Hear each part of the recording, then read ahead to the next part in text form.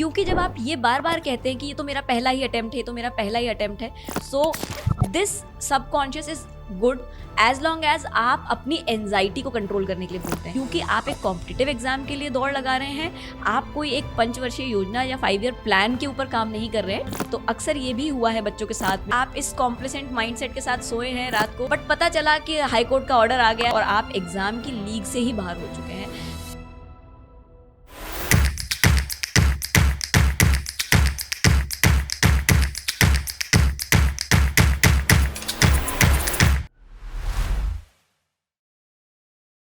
आज हम जिस बारे में बात कर रहे हैं ये अधिकतर आप लोगों ने भी या तो कभी बोला होगा या आप लोगों ने किसी ना किसी एस्पिरेंट से सुना होगा ये कहते हुए।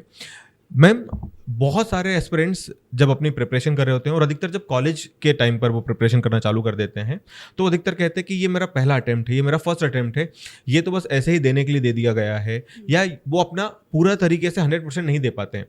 तो आपको क्या लगता है कि लोगों को ऐसा बोलना बंद कर देना चाहिए?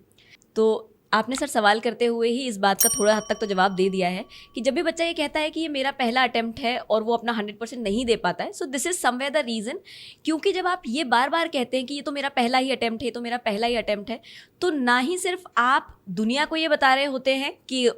आपको थोड़ी सी लेवरेज दी जाए इस बात की कि रिजल्ट कुछ भी हो, आपको डांटा ना जाए, आपको फटकारा ना जाए, आपको जज ना किया जाए, कहीं ना कहीं आप सब कॉन्शियस माइंड में अपने भी ये सेट कर रहे होते हो कि भाई ये तो मेरा पहला अटेम्प्ट है, हो सकता है मैं अच्छा परफॉर्म ना करूं। So this subconscious is good as long as आप अपनी एंजाइटी को कंट्रोल करने के लिए बोलते हैं। लेकिन मोस्ट ऑफ द सिचुएशंस में ये चेंज हो जाता है और ये तब्दील हो जाता है एंजाइटी को कंट्रोल करने के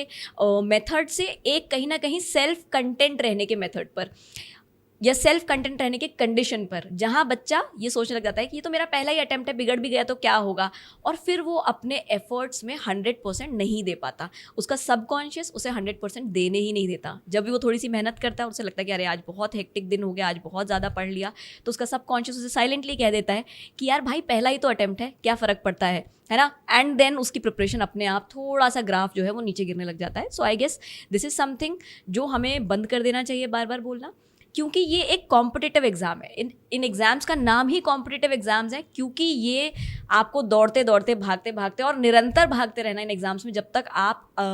आपका जो सक्सेस है वो अचीव नहीं कर लेते हैं, जो आपका गोल है, जब तक आप इसे अचीव नहीं करते हैं, तब तक आपको इस ट्रैक पे भागना है, कंसिस्टेंटली भागना है, और वही एक boring schedule time table follow करते हुए भागना है। सो मुझे लगता है ये कहना बच्चों को छोड़ देना चाहिए कि ये हमारा पहला अटेम्प्ट है, क्योंकि आप एक कॉम्पिटिटिव एग्ज़ाम के लिए दौड़ लगा रहे हैं। आप कोई एक पंचवर्षीय योजना या 5 ईयर प्लान के ऊपर काम नहीं कर रहे हैं जिससे आप आराम से पोस्टपोन करते हुए चल सकते हैं, या जिसके लिए आपके पास टाइम है कि आप आज नहीं तो कल, कल नहीं तो परसों, इस तरीके से आप इस चीज़ को ना अगर अटेम्प्ट करें तो यही सबसे बेहतर तरीका है। वैसे तो 5 ईयर प्लान सरकार ने भी डिसकंटिन्यू कर दिया है। एग्जैक्टली, सरकार ने भी इस चीज़ को डिसकंटिन्यू कर दिया, क्योंकि अक्सर आप देखेंगे जब भी हम कोई काम धीमी गति से कर रहे होते हैं तो लोग यही बोलते हैं कि भाई पंचवर्षीय योजना थोड़ी ना है जो आप इसको इतना लंबा चला रहे हैं। सो ये बिल्कुल प्रॉब्लमेटिक है सर, मुझे लगता है जहाँ तक। और एक और रीज़न है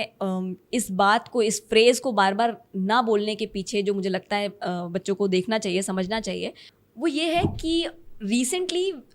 वी ऑल हैव सीन कि एग्जामिनेशंस ने अपना पैटर्न चेंज किया है, एलिजिबिलिटी क्राइटेरिया चेंज किया है। सो यू नेवर नो कि आज आप इस कॉम्प्लेसेंट माइंडसेट के साथ सोए हैं रात को कि अरे आज नहीं हुआ, कल ख़त्म करेंगे सिलेबस, या कल पढ़ लेंगे सिलेबस, या इस वाले अटेम्प्ट के लिए नहीं अगले अटेम्प्ट के लिए प्रिपेयर करते हैं। बट पता चला कि हाई कोर्ट का ऑर्डर आ गया है और एलिजिबिलिटी क्राइटेरिया बदल चुका है, या PSC का ऑर्डर आ गया और एलिजिबिलिटी क्राइटेरिया बदल चुका है, और अब आप इस रेस से ही बाहर हो गए हैं। तो अक्सर ये भी हुआ है बच्चों के साथ में, बहुत सारे बच्चों ने ये चीज़ फेस करी है कि पिछला अटेम्प्ट बहुत कॉम्प्लिसेंट होकर के दिया क्योंकि फर्स्ट अटेम्प्ट था, और दूसरे अटेम्प्ट तक आते आते एलिजिबिलिटी क्राइटेरिया बदल चुका है और आप एग्जाम की लीग से ही बाहर हो चुके हैं। सो आई डोंट थिंक कि आपको अगर एक भी चांस मिला है तो आपको उसे इतना कैजुअली लेना चाहिए, आपको उस चांस को अपने आखिरी चांस की तरह लेना चाहिए। सो जैसे हम कहते हैं ना कि आप इस तरीके से जीवन जिए, या आप इस तरीके से अपना एक एक दिन बिताइए जैसे ये आखिरी दिन हो, वैसे ही आपको अपनी प्रिपरेशन भी हर दिन उसी तरीके से करनी चाहिए जैसे बस ये आपका आखिरी अटेम्प्ट है। क्योंकि अगर आपको लगेगा कि आपके पास बहुत अटेम्प्ट्स हैं,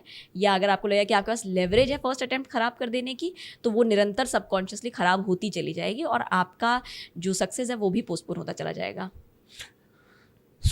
अगर आप भी इस तरीके की बातें करते हैं या आपके मन में इस तरीके की बातें हैं या आपके आसपास कोई इस तरीके से बोलता है कि ये तो मेरा पहला अटेम्प्ट है, तो आपको खुद को भी ये नहीं बोलना है और अपने आसपास के लोगों को भी मना करना है कि भाई ये तुम्हारा फर्स्ट नहीं, ये तुम्हारा लास्ट अटेम्प्ट है। तो इसी तरीके से और भी जानकारियों के लिए आप हमारे साथ जुड़ सकते हैं। अगर आपको लगता है कि आपको किसी और चीज़ के बारे में कुछ जानना है, आप हमें कमेंट बॉक्स में लिख करके बता सकते हैं। Happy learning.